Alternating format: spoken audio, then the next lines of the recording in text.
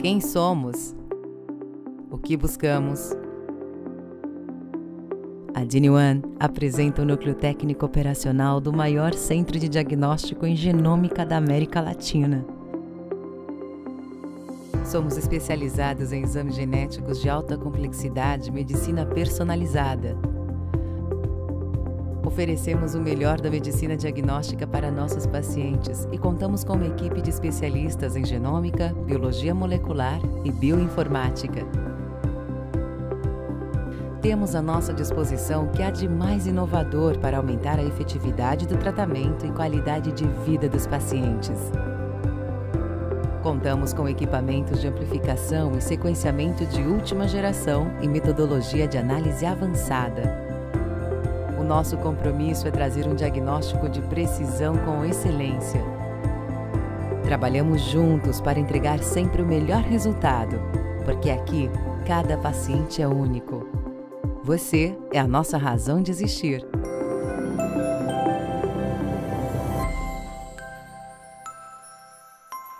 Bom, gente, queria dar uma boa noite a todos. Inicialmente, agradecer a presença de todos para mais um encontro aí na última quinta-feira do mês, que é aí essa parceria entre a Cromosome e o grupo de estudos aí liderado pelo Dr. Luiz Eduardo. O nosso intuito sempre é passar temas, né, Luiz, que sejam relevantes dentro da reprodução humana, independente da área de genética. Para quem não me conhece, sou Ciro Martinhago, médico geneticista, sou diretor e fundador da Cromosome Medicina Genômica, hoje uma empresa da DASA, sob o guarda-chuva da DINI-ONE, né, que é o braço diagnóstico genético da genômica da DASA. E o Anderson vai nos apresentar um evento que a gente vai promover agora, final de agosto. É um evento apenas sobre genômica, mostrando todos os braços aí que a DINI-ONE tem. Anderson, pode passar o vídeo, por favor.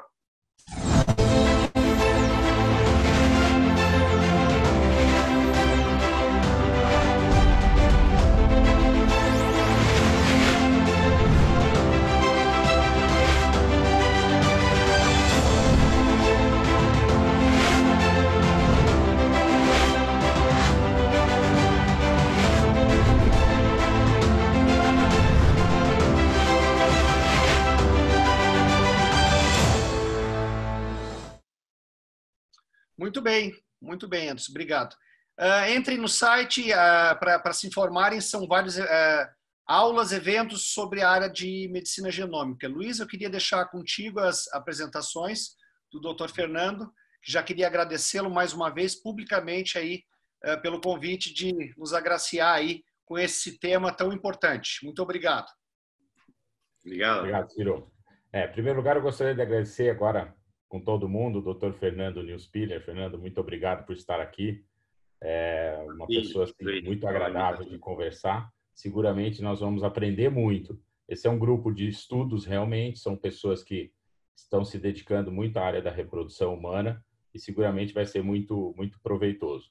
O Dr. Fernando Newspiller, ele é diretor do IVE de Buenos Aires.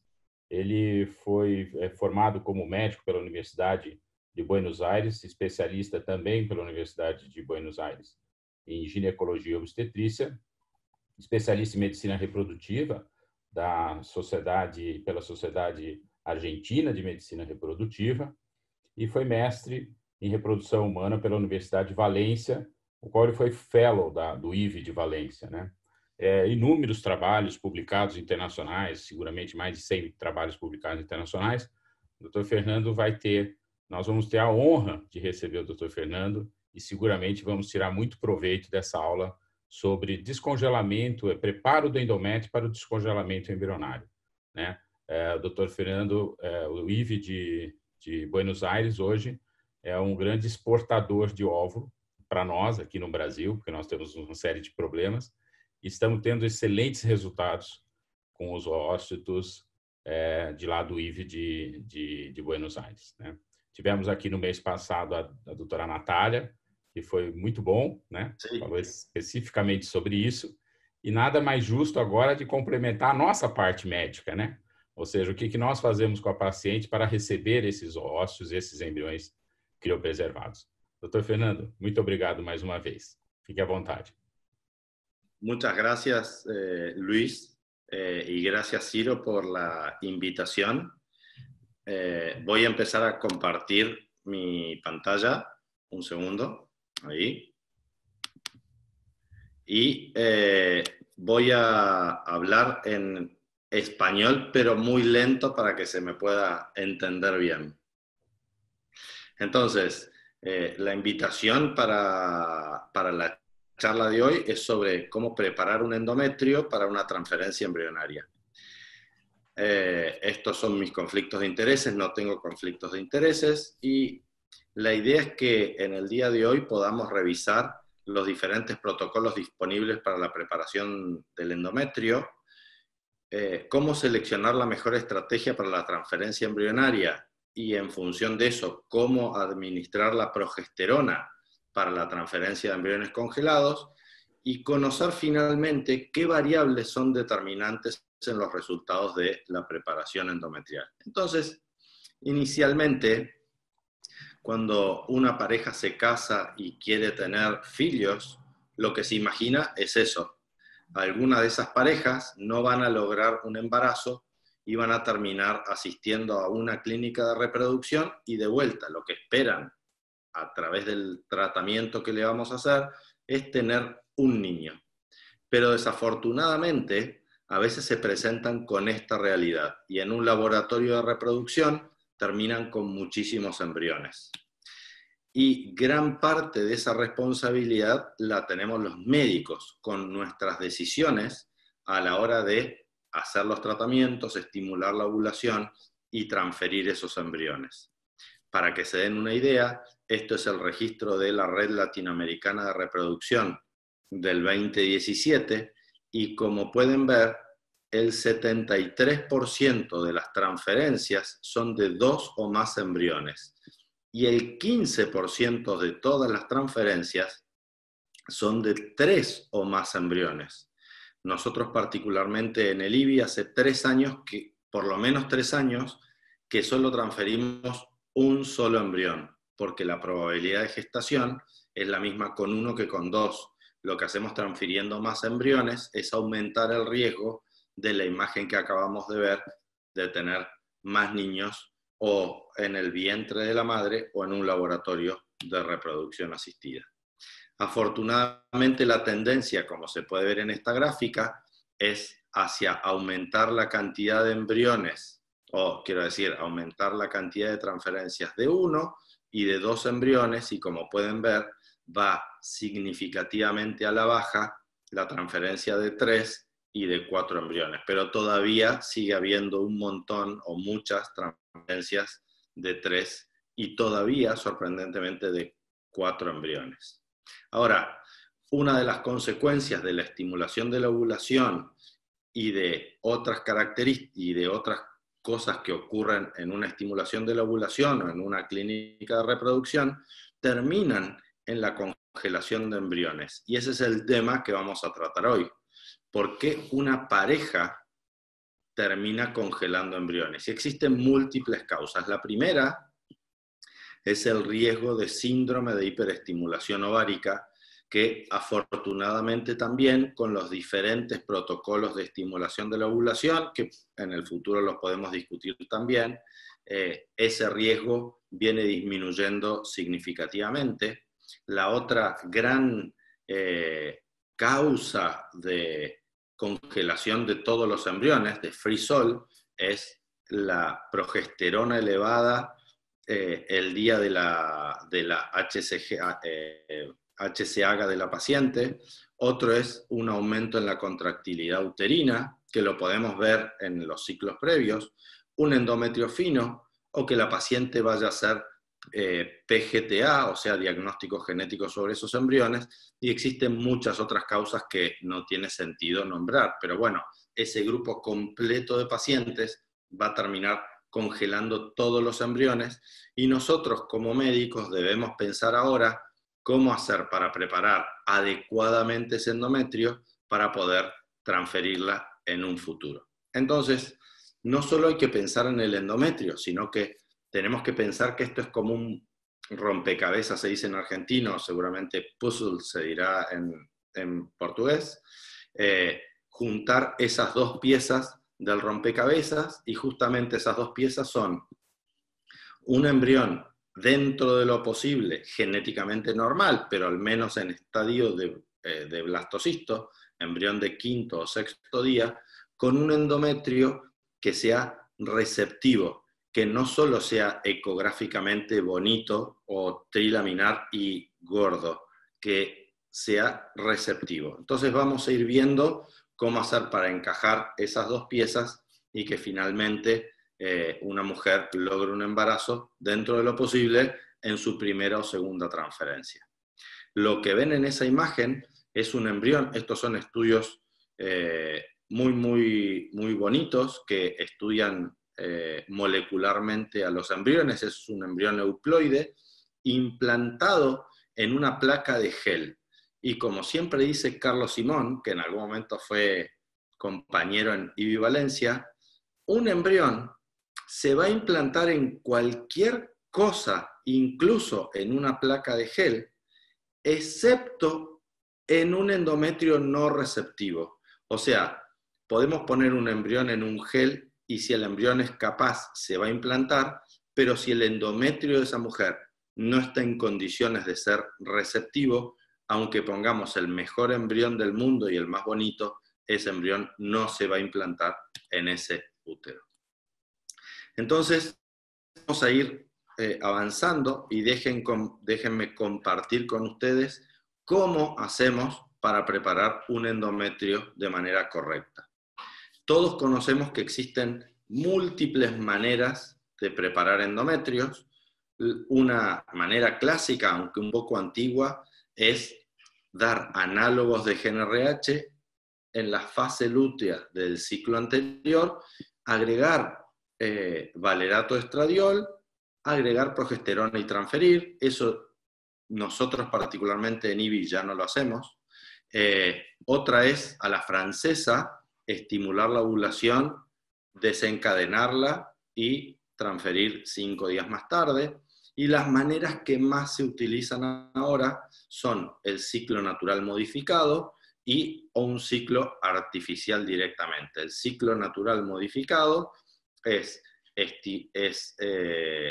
dejar que crezca un folículo y cuando ese folículo llega a 18 o 20 milímetros, se descarga la ovulación con HCG y 36 horas más tarde sabemos que va a ovular y ahí comienza con progesterona unos días más y se transfiere. Y la otra es la manera artificial, que es darle estrógenos durante 10 o 12 días y agregarle progesterona durante 3 a 5 días para poder transferir posteriormente estas pacientes. Ahora, ¿qué sabemos de todo esto? ¿Cuál es la mejor manera para preparar un endometrio? Eso está bastante reflejado en este metaanálisis publicado hace 2 o 3 años en Human Reproduction Update, el grupo de Bélgica, y como ustedes pueden ver, cuando se compara un ciclo natural con un ciclo natural modificado, la probabilidad de nacido vivo es exactamente la misma. Ahora, cuando comparamos un ciclo natural con un ciclo con análogos de GnRH, nuevamente la probabilidad de gestación es exactamente la misma. Ahora, cuando comparamos un ciclo natural contra artificial o natural modificado contra artificial, nuevamente los metaanálisis dicen, aunque en su mayoría son retrospectivos, pero todos concuerdan en que la probabilidad de nacido vivo es exactamente la misma, preparemos como preparemos ese endometrio de nuestra paciente. Ahora, recientemente, creo que es en mayo, exactamente en mayo de este año, se publicó en Human Reproduction un estudio, seguramente el primer estudio prospectivo randomizado en el cual comparan hacer ovular a la paciente en un ciclo natural o hacerlo modificado, sin ovulación. Y como pueden ver en esta gráfica, en esta tabla, la probabilidad de embarazo clínico es exactamente igual y la probabilidad de ongoing pregnancy, o sea, embarazo evolutivo, también es la misma. Por lo cual, hasta acá tenemos algunas conclusiones. Da igual, si lo hacemos bien, la manera en cómo preparar ese endometrio. Da igual si a las pacientes las hacemos ovular o no en términos de resultados gestacionales. Ahora, avanzando un poquito más allá, vemos este estudio también publicado en Human Reproduction el año pasado, y este estudio está publicado por el doctor Saito, y es un estudio del registro japonés de reproducción asistida. Y como directamente pueden ver en el título, las mujeres que no se las hace ovular, quiero decir, las mujeres que se transfieren con ciclos artificiales, tienen un aumento del riesgo de hipertensión por un lado, de placenta ácreta por otro, y de diabetes gestacional por otro. Por lo cual, acá tenemos una ventana en donde empezar a pensar, bueno, da igual en términos gestacionales de cómo preparemos el endometrio, pero no da igual en términos de complicaciones en nuestras pacientes. Entonces, repitiendo, como pueden ver, existe un riesgo aumentado respecto al bajo peso, a la tasa de gestación. Como pueden ver en el ciclo natural, hay más tasa de gestación que en los ciclos artificiales. Por otro lado, pueden ver que en el ciclo natural existe menos tasa de abortos comparado con el ciclo artificial.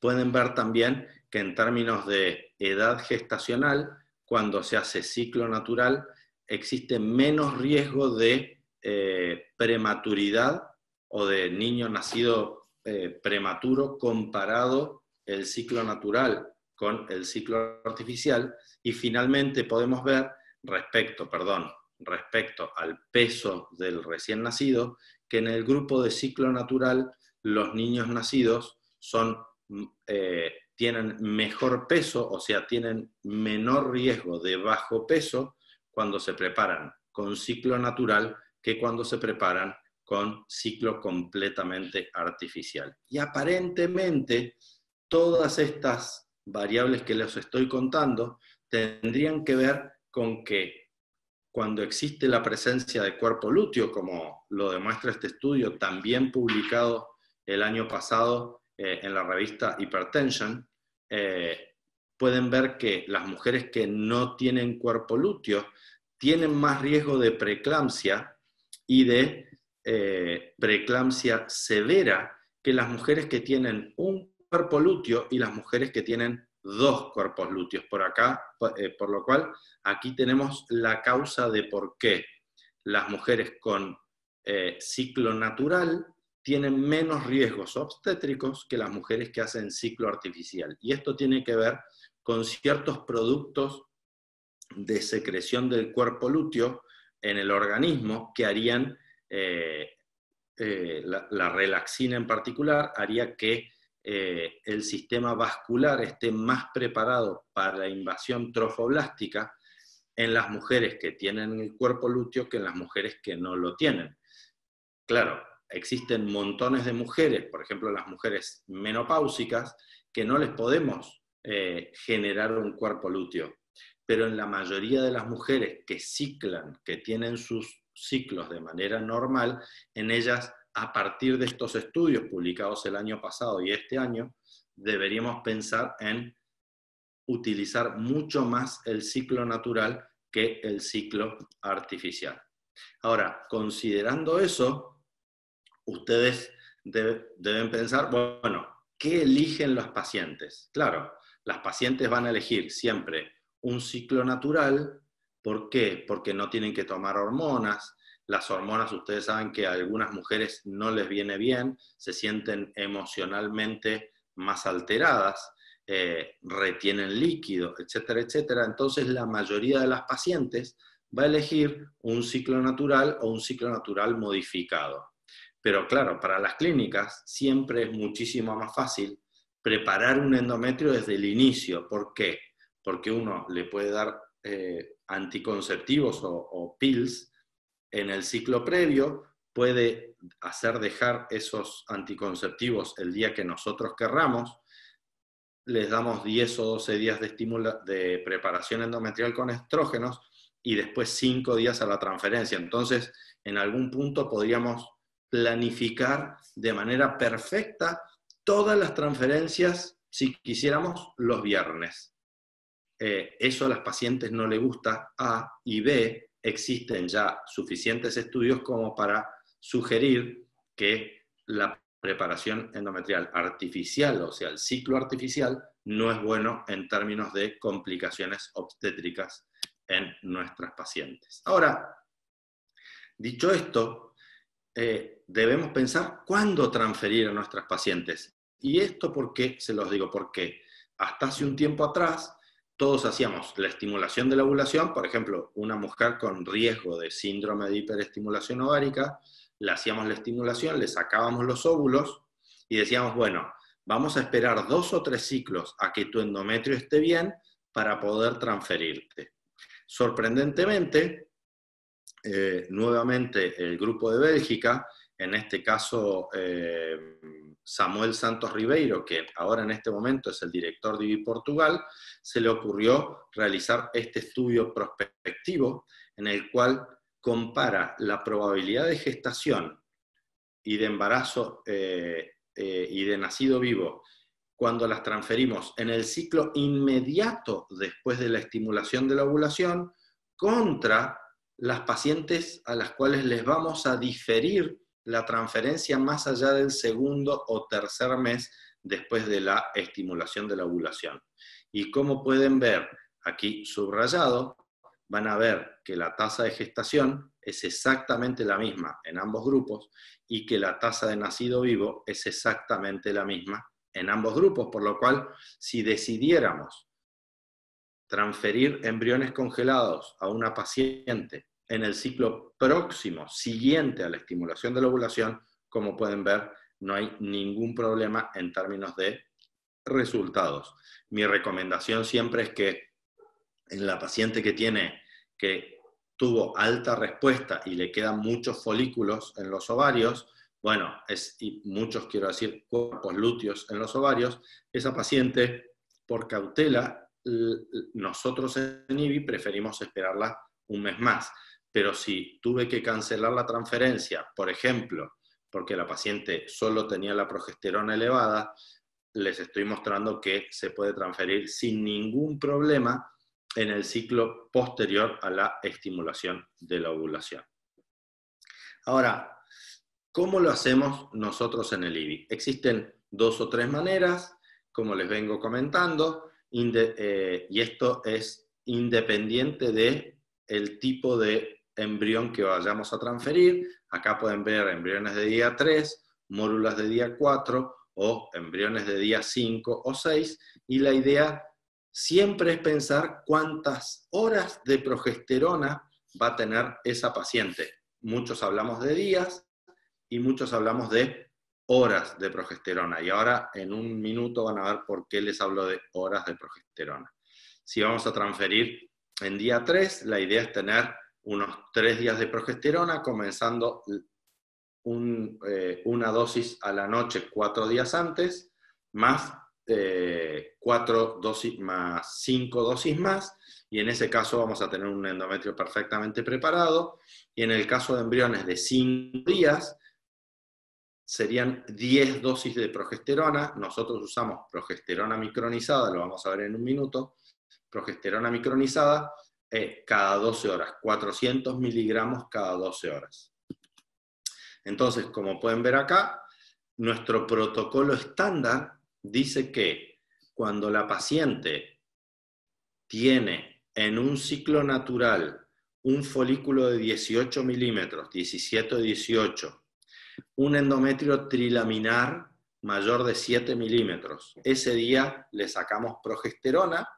Y si la progesterona es menor a 1.3, comenzamos con una dosis de progesterona por la noche, y En el caso de transferir embriones de día 3, que repito, nosotros ya no lo hacemos, pero no importa, en el caso de transferir embriones de día 3, la paciente usa 1, 2, 3, 4, 5, 6 dosis de progesterona y este día por la tarde se transfiere y posteriormente sigue con su progesterona.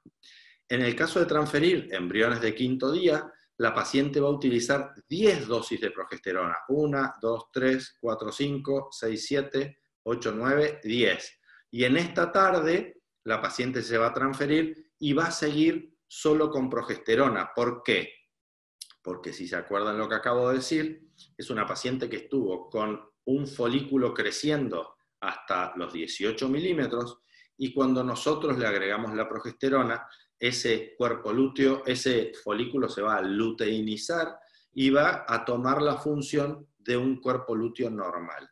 Por lo cual, de esa manera, estamos haciendo un ciclo natural que a la paciente le gusta y número 2, estamos disminuyendo significativamente las complicaciones obstétricas vinculadas a la ausencia de cuerpo lúteo que tienen las mujeres con ciclo artificial. Ahora, ¿cuántos días de progesterona? Así es como trabajamos nosotros, pero ustedes pueden ver que existen muchos grupos investigando esto.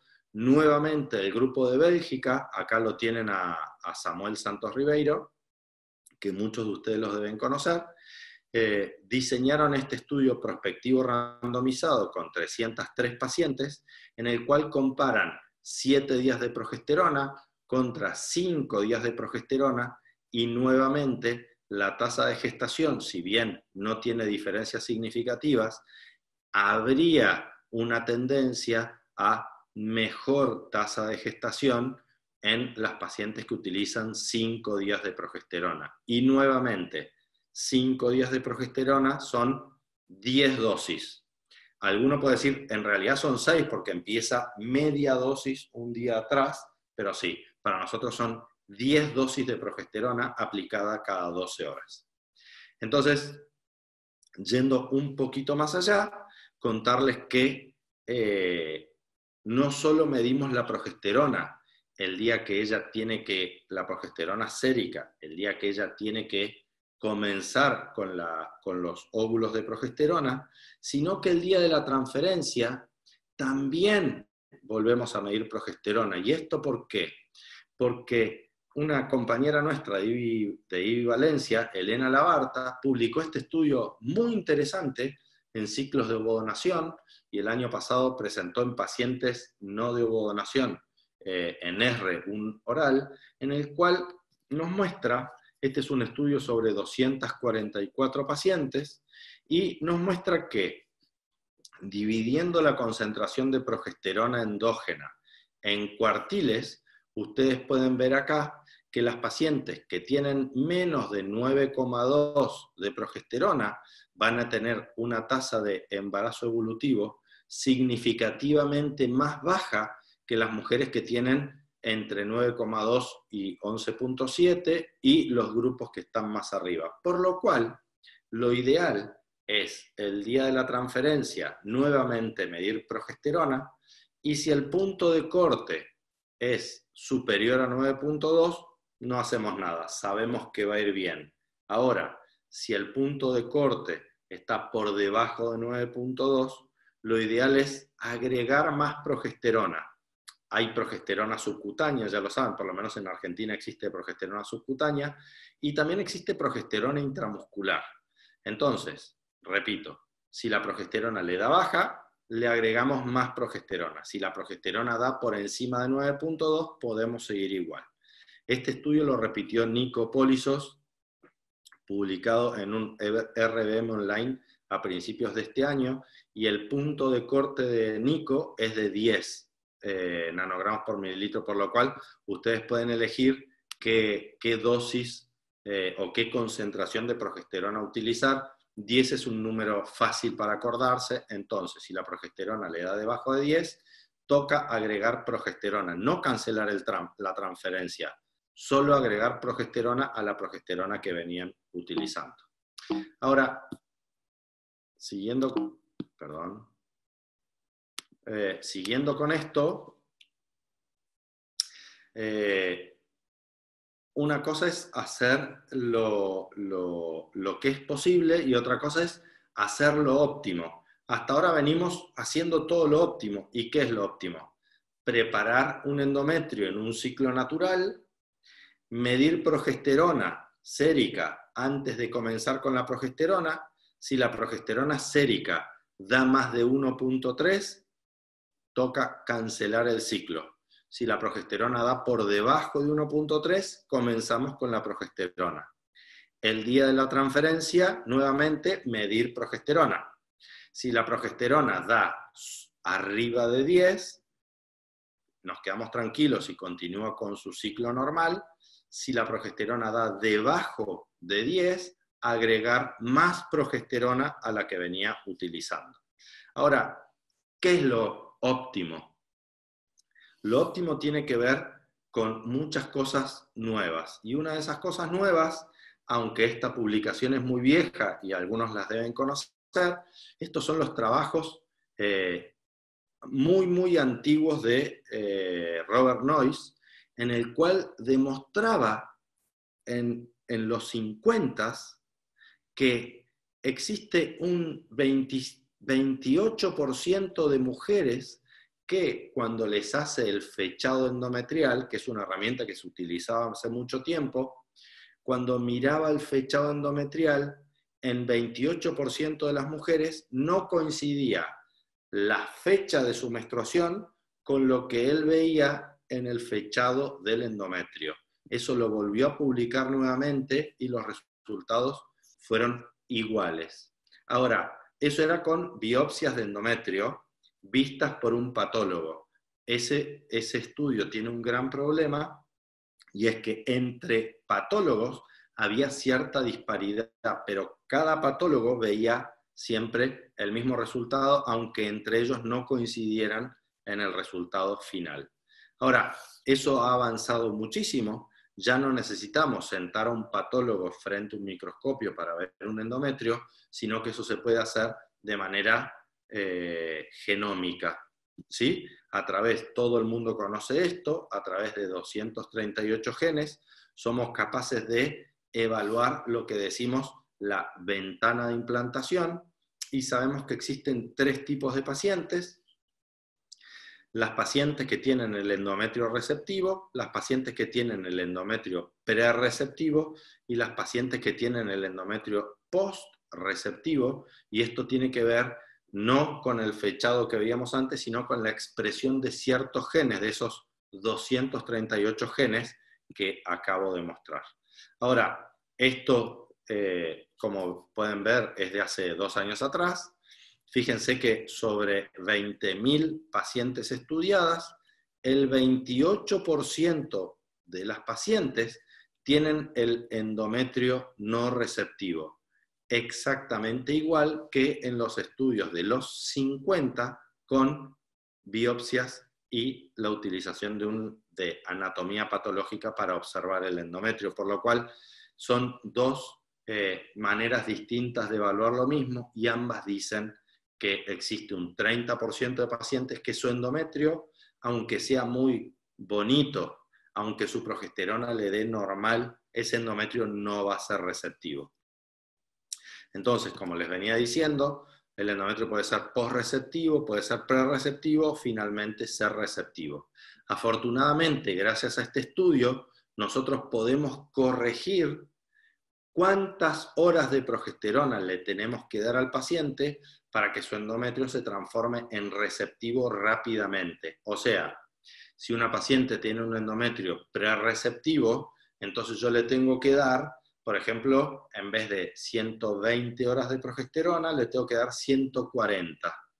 Y si una paciente tiene el endometrio posreceptivo, en vez de darle 120 horas de progesterona, quizás le tenga que dar 100 o 96 horas de progesterona para transformar ese endometrio no receptivo en receptivo.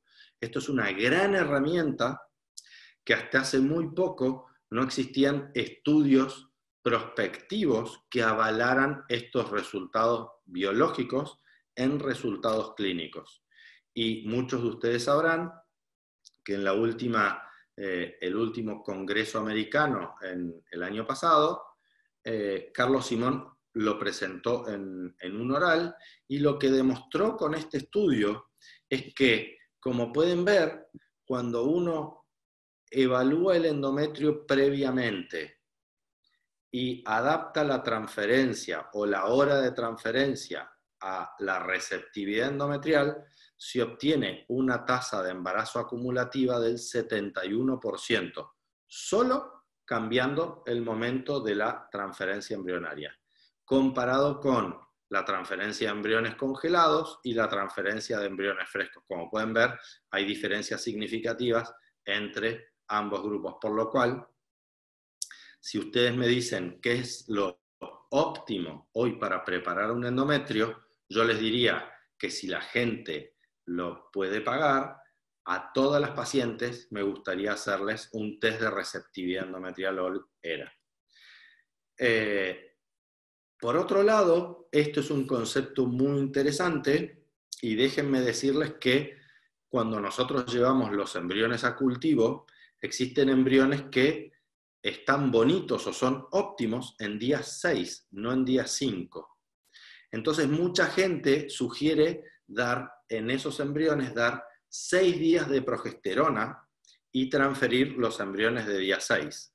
Pero existe una incongruencia entre el estadio del embrión y el tiempo del endometrio. Entonces, como pueden ver en este estudio, que ya tiene unos años, de Alan de Cherney, en donde cuando transferimos embriones de día 6 en endometrios de día 6, la tasa de gestación no es buena. Ahora, si nosotros esos embriones de día 6 los congelamos y los transferimos en un endometrio de día 5, las tasas de gestación son significativamente mejores.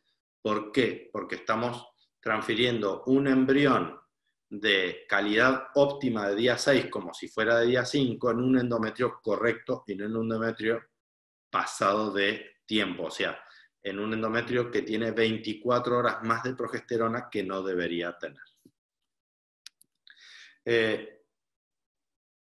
Para ir terminando, contarles que está muy de moda en este momento hablar de microbiota, y existen muchos estudios respecto a la microbiota en el endometrio, también a la microbiota en el intestino, en los pulmones, en el sistema respiratorio, intraabdominal, etcétera, etcétera, etcétera. Contarles que según algunos estudios, y otros estudios todavía no lo demuestran, existe una correlación entre la flora de la vagina y la flora o la microbiota de la vagina y la microbiota de la cavidad abdominal, de la cavidad uterina, del endometrio. Entonces, este estudio de Peter Humaydan muestra esa correlación, y que cuando la flora o la microbiota de la vagina es lactobacilar, que tiene mucho lactobacilo, la probabilidad de gestación es mejor que si la microbiota de la vagina no es lactobacilar.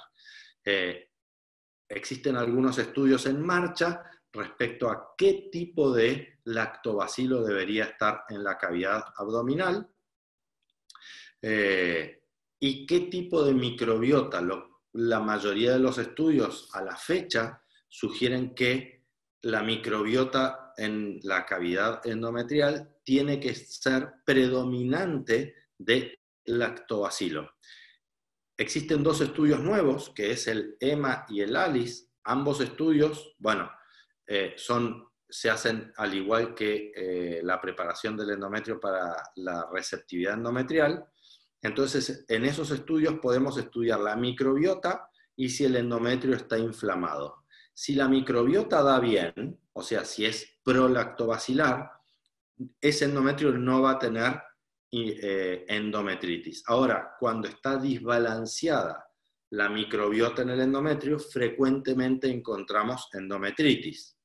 Entonces, para tratar esta endometritis, lo único que tenemos que hacer es mejorar o aumentar la cantidad de lactobacilos que hay en la cavidad uterina, y de esa manera disminuimos la flora o la microbiota que no queremos en el endometrio, y de esa manera, como se puede ver en este estudio de Irma Moreno, mejoramos también significativamente la probabilidad de embarazo de nuestras pacientes. Ahora, este estudio publicado recientemente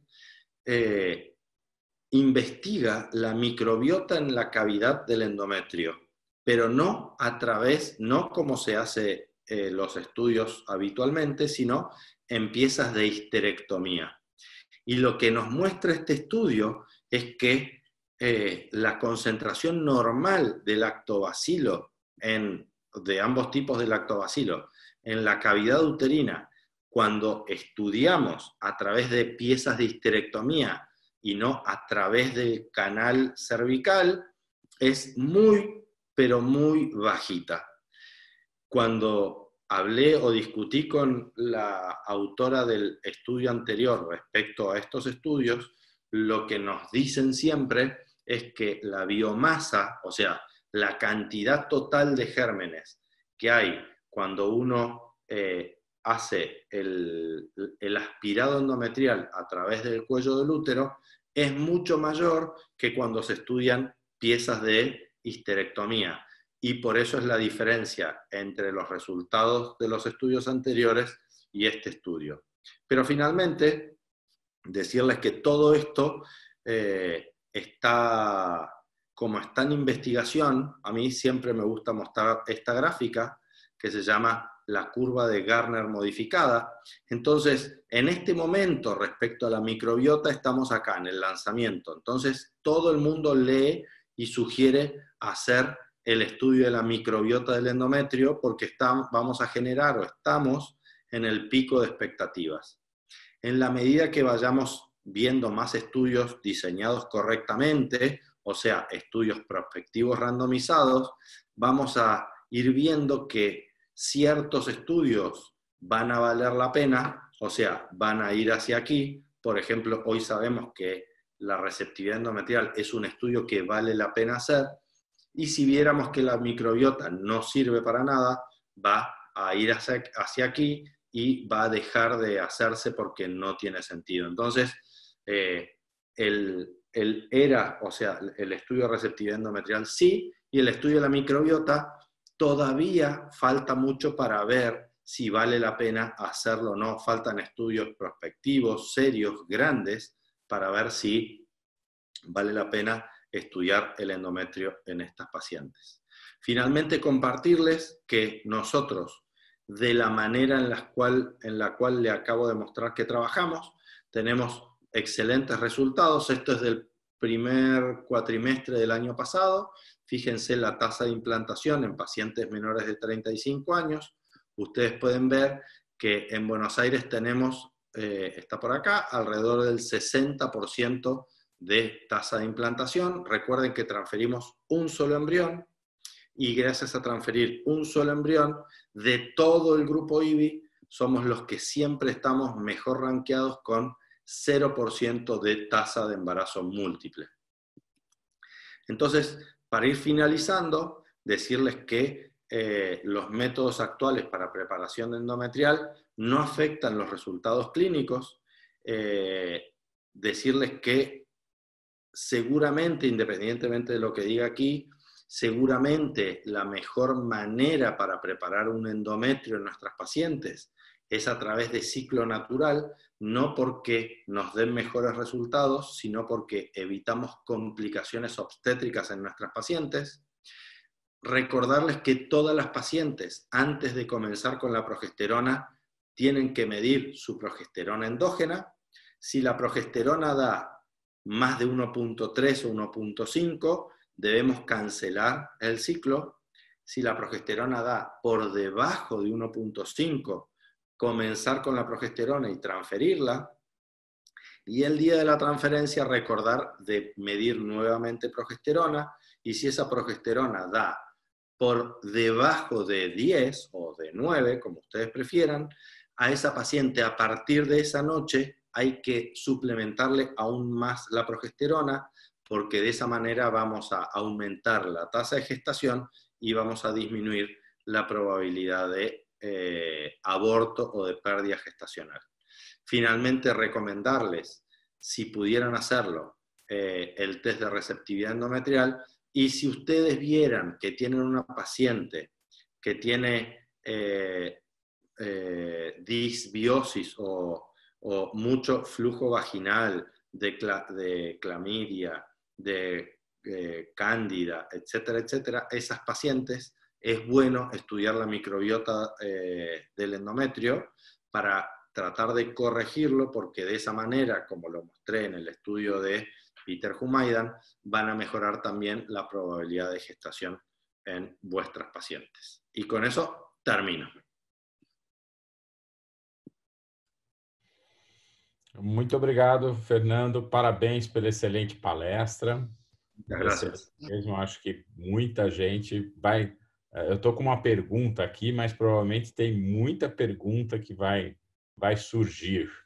Então, agora eu acho que a gente podia, né, Ciro, abrir para perguntas. Ciro, você tem alguma pergunta para fazer? Não, eu queria comentar, claro, parabenizá-lo. O Fernando, foi muito bom.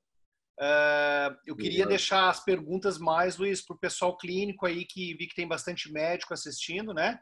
Para aproveitar o Fernando aí pela excelente aula. O único comentário, Fernando, que eu queria colocar, que eu quero ver se você tem algum conhecimento sobre isso, são esses trabalhos mostrando que esse embrião aneuploide, né?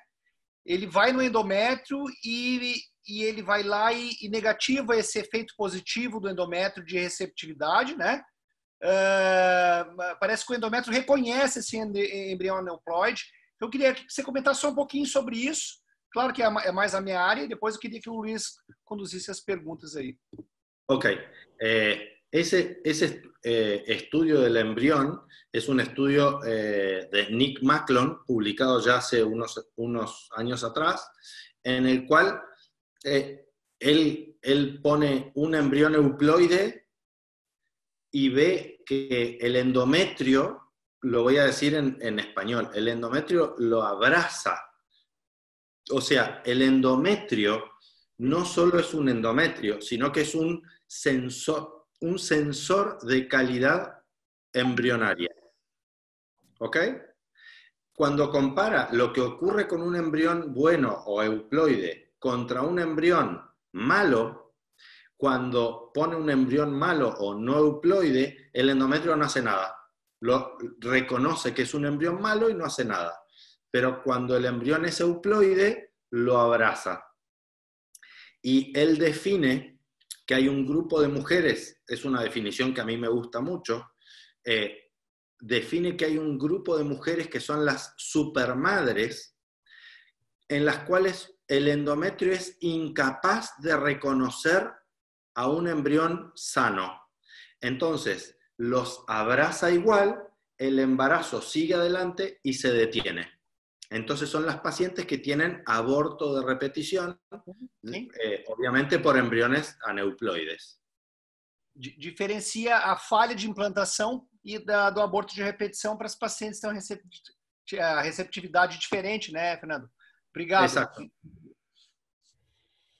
Então vamos lá. Fernando, tem uma pergunta da Alessandra que ela gostaria de entender melhor se o professor dá o valor a 120 horas do ERA e se ele começa o Trogestan à noite e usa 10 doses e transfere à tarde.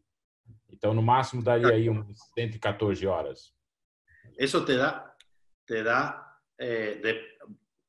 a ver, depende a qué hora comiences con la progesterona. Si la comenzás por la tarde, te da tus 120 horas. Nosotros siempre lo hacemos así. A las 7 de la tarde y las transferimos a las 2, más o menos. Entonces te da tus 120 horas. Ahora, si el estudio del ERA, eso es lo rutinario. Si la paciente se hace un estudio de ERA y te dice que el endometrio es pre o post receptivo, en ese caso ajustamos las horas de progesterona a lo que nos dijo el ERA. Okay. Outra pergunta do Luiz Maldonado é o seguinte: qual a dose e a via de preparo de estrógeno? Quando você vai usar um estrogênio, qual é a dose e a via? Se é transdérmico, se é gel, se é oral. Nosotros, en general, damos vía oral 6 miligramos. Eso es el estándar. Ahora, hay algunas mujeres que su endometrio no termina de engordar. Entonces a ellas les agregamos estrógenos vía vaginal. Porque el estrógeno vía vaginal hace un primer paso, ¿se entiende? Hace un primer paso uterino más rápido que cuando es vía oral. Y de esa manera lo terminamos de engordar. Ahora, hay un grupo de mujeres que le dé la dosis de estrógenos que le dé y la vía que le dé, el endometrio nunca llega a 7. En esas mujeres usamos PRP, plasma rico en plaquetas. Pero la verdad es que son muy pocas. Estamos haciendo un estudio sobre eso y hace un año que lo estamos haciendo y tenemos 20 pacientes reclutadas, no, 21 pacientes. Hay muy poca paciente que, por lo menos en el IBI, que el endometrio no crezca. Bom, e agora eu vou fazer o pessoal. Como que você está usando o PRP? Em que dia você usa? 8º dia, 7º dia? Repete uma vez antes da... ou não? Como que você está usando o PRP? Nosotros le sacamos sangre, lo usamos el 7º día y la miramos el 9º día. Si el endometrio creció, no hacemos nada. Si el endometrio no creció, le hacemos una segunda dosis. ¿Por qué es empírico? Porque técnicamente el PRP tiene que seguir funcionando, pero nos sentimos más cómodos haciéndole una segunda inyección de PRP el día 10º. Pero eso, digamos, es empírico y no científico. Nós estamos fazendo mais ou menos igual. 8º, 11º, 12º, quando precisa da segunda dose. Desculpa te interromper. Uma outra pergunta assim, existe um tempo mínimo de uso do estrógeno para você definir o início da progesterona ou não? Vai só com a medida do endométrio mesmo? Hay pocos estudios que hablen de el mínimo. Nosotros 9 días, 9 días mínimo. ¿Por qué? No lo sé. Pero todos los IBIs usamos 9 días. Nunca leí un estudio que use menos días de 9. Perfeito. E, bom, mais uma pergunta aqui interessante é o seguinte, só para recapitular, a dosagem da progesterona, ela é feita a primeira no dia do HCG? Sim. E a segunda no dia da transferência ou um dia antes da transferência? Não, o dia da transferência. Por isso é que você transfere à tarde. Claro. Igualmente las transfiero. Si la progesterona da baja, igualmente la transfiero, pero le doy progesterona intramuscular. La suplemento. ¿Por qué? Porque yo estoy transfiriendo en 5º día y yo sé que el embrión se va a implantar entre el 5º y el 6º. Por lo cual, con la suplementación de progesterona que yo le voy a dar el 5º día a la tarde o a la noche, yo sé que su progesterona sube y va a ir bien. Ótimo, muito bom.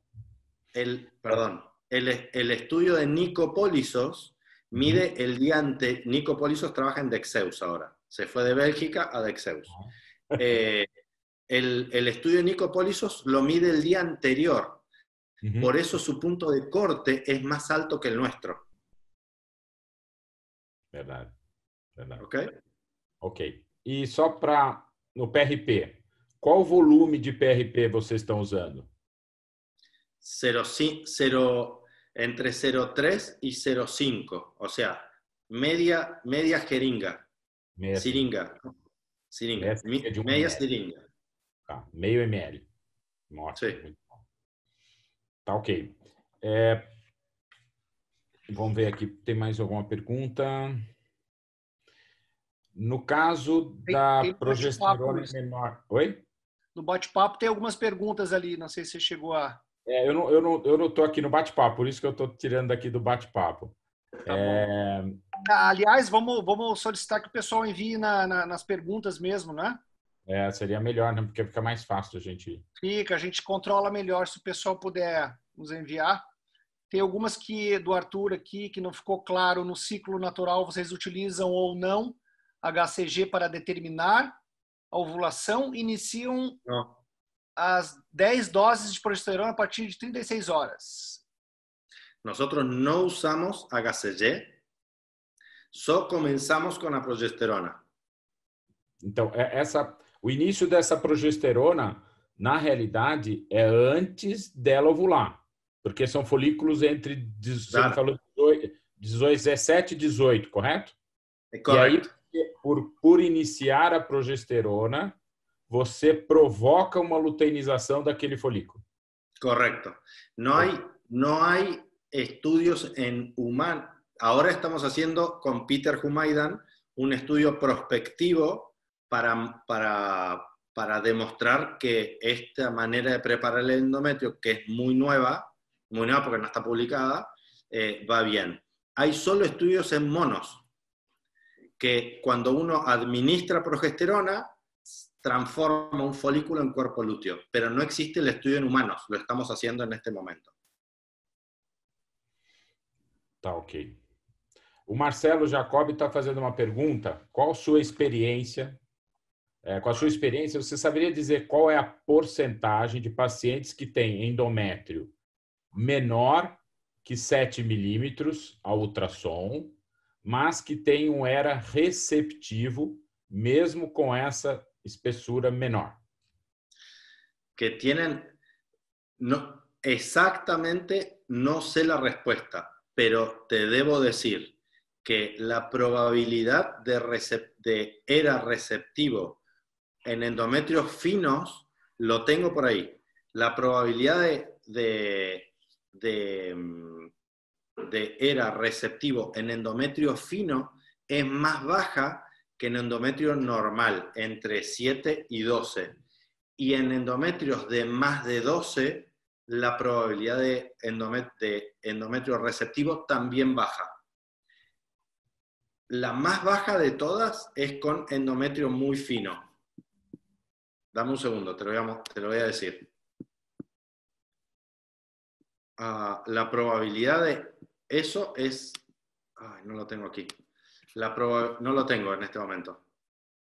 Pero te decía, si el endometrio es muy fino, la probabilidad de endometrio receptivo es muy baja. A literatura mostra que endométrios abaixo de 5 milímetros, a taxa de implantação praticamente é zero, né? Claro. A doutora Silmara pergunta se o ideal é transferir quanto tempo após um descongelamento de um embrião? Ou seja, descongela e quantas horas depois transfere? Depende de si está transfiriendo embriones de quinto día o transfiriendo embriones de clivaje de tercer día. Normalmente nosotros descongelamos por la mañana y transferimos luego del mediodía, a las 2, 3 de la tarde. Uhum. Vamos lá, Ciro, você tem alguma pergunta aí? Eu queria deixar mesmo o pessoal, porque eu vi que tem muito clínico aí, né? Eu queria deixar eles aproveitarem. Dessas do bate-papo ali, acho que você pegou todas também, né?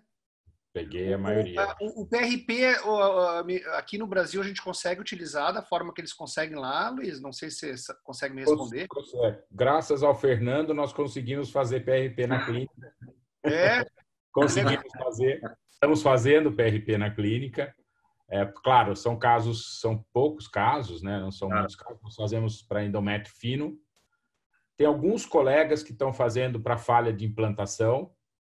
É questionável, mas alguns colegas têm bons resultados com falha de implantação. Né? Mas, na realidade, a gente começou a fazer para endométrio fino mesmo. E os resultados são bons. Os resultados são bons. E melhora o espessamento do endométrio ali, já visível no ultrassom, com controle, normalmente?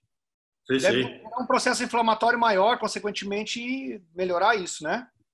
Não, é que a plaqueta, ele tem 5 fatores de crescimento endotelial. São 5 fatores juntos. Então, ele promove realmente uma hiperproliferação celular do endométrio. Essa é o objetivo do PRP, né? E desculpa, mas para mim a lavagem, eu vi agora um trabalho, né, do Monet mostrando lavagem também endometrial ali antes do embrião. Algumas pessoas têm eu faço uma lavagem ali, isso melhora a implantação. Você tem alguma opinião sobre isso, Fernando? Um soro, alguma coisa assim? ¿Conseguiu entender a pergunta? Sí, sí, sí. El trabajo de Santiago Muné hace como un ciclo natural, lava el endometrio para rescatar a los embriones y evaluar la tasa de euploidía, si es diferente en un laboratorio de reproducción in vitro contra un embrión producido naturalmente. Y la tasa creo que era bastante similar. Sim, eu vi a apresentação dele. Bueno, mas é assim, para quem não conhece o trabalho, quer dizer, você faz os embriões e deixa para que eles cresçam no endométrio da própria mulher, não é isso? Sí. Sí, pero no é complexo, né? No me parece, no le encuentro sentido hacer eso.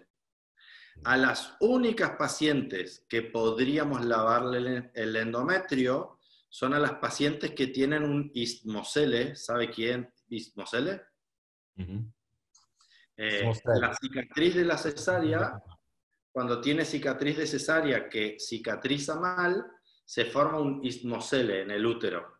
Sí. Entonces, eso genera un granuloma y ese granuloma libera productos de secreción, detritus, le decimos en Argentina. Cuando ese ismocele no es quirúrgico, que no lo podemos operar, solo en ese caso lavamos el endometrio antes de la transferencia. Interessante. Tem uma pergunta aqui, Fernando, interessante, após a retirada de um DIU, sim, quanto tempo, foi o Carlos Eduardo que perguntou, quanto tempo depois você pode preparar esse endométrio para uma transferência de embriões congelados? Que tipo de DIU? Mirena ou uno de cobre? Não especificou. Não especificou. Si es de cobre, al ciclo siguiente lo podría preparar y transferir, porque el único efecto que hace es inflamatorio sobre la cavidad del útero. Si es un Mirena, como libera levonorgestrel, a veces queda un poco de levonorgestrel en el cuerpo y generaría un efecto adverso sobre la receptividad endometrial. Entonces, la que tiene el Mirena, espero 2 meses. La que tenía uno de cobre, al mes siguiente, si cumple con la progesterona menos de 1.3 y la progesterona después de más de 9, la transfiero sin problemas. Voltando um pouquinho qual é a substância que você usa para lavar o endométrio? No caso daquele... Solução fisiológica. Soro fisiológico. Nada mais. Perfeito. Enfim. O que mais que temos aqui? Acho que é isso. Não sei se tem alguma questão. E voltando ali, então, Luiz, você já tem alguma experiência sobre isso e já está vendo que pode ser uma opção para aquela paciente que não tem endométrio bom de receptividade usar o PRP. Pode. Cura de lesões, né, musculares, etc. Isso aí foi uma revolução. Para tudo já, né? Mas pelo endométrio, pelo menos para endométrio fino, eu estou acreditando que tem uns resultados muito interessantes. Tá? Nós vamos esperar o trabalho do Fernando Newspiller. Bacana. Tem que ficar muito. Bacana. Com certeza. Deixa eu só ver aqui. Eu acho que tem mais uma pergunta interessante que eu estava passando aqui. Quando você encontra no endométrio, você está preparando o endométrio e, de repente, você vê uma lâmina líquida nesse endométrio. Né? Qual seria a sua conduta? O que você costuma fazer? Cancelo la transferencia. Frecuentemente la mujer que tiene esa lámina tiene un ismocele. Es difícil de explicar, pero el ismocele no solo actúa por el granuloma, sino que en la parte inferior hace una válvula, entonces el contenido del útero no sale, número 1. Y número 2, la mala cicatrización de la cesárea hace que la contractilidad del útero funcione mal. Entonces, el contenido el útero no lo puede expulsar. Entonces, si queda eso, lo primero, cancelo la transferencia. Lo siguiente, operamos, hacemos la cirugía del ismocele, que hay que cortar y retirar la parte inferior, y luego la volvemos a preparar. El gran problema de estas pacientes es que en las pacientes que tienen el útero en anteversoflexión va muy bien, pero las mujeres que tienen el útero en retroversoflexión no funciona. Entonces, en esas pacientes toca lavar el endometrio antes de transferir. Uhum.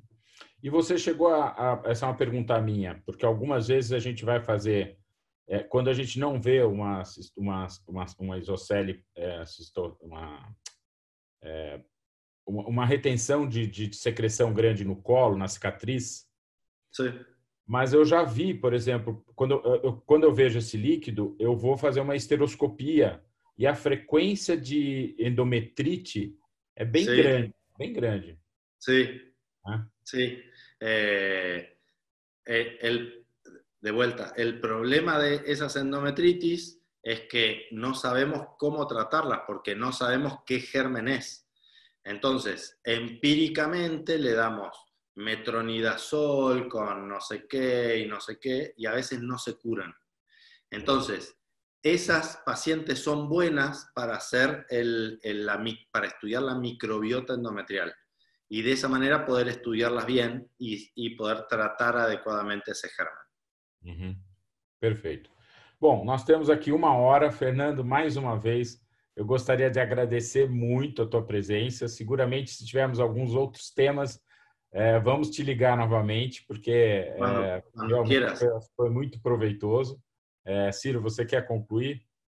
Não, é isso. Era agradecer mesmo, Fernando, e parabenizá-lo pelo tema. Ele colocou com clareza. Até a gente que não promove o estímulo à paciente aí, Fernando, aprendeu um pouquinho, viu? Foi bem bacana. Okay. Obrigado mais uma vez. Muchas gracias a los dos por la invitación y cuando necesiten o quieran, yo puedo participar.